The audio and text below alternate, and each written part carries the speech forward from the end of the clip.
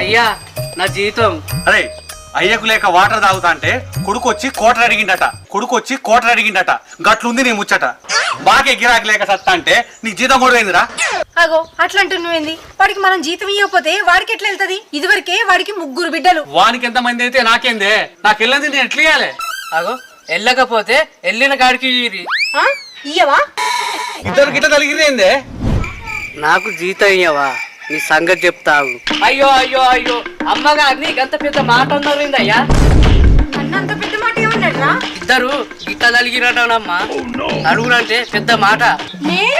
నేను తగులుకున్నానా? నన్ను అంత మాట్లాడవా? అవునమ్మగారు అంత మాట అన్నాడు. అరే దాంట్లోకి అంత మాట ఏముందిరా? నువ్వు ఆవురా నీ సంగతి చెప్తా. ఏమే నీకు తలుగుడు అంటే ఏంటో అర్థం తెలుసానే? ఏమోనయ్యా నాకు తెలియదు.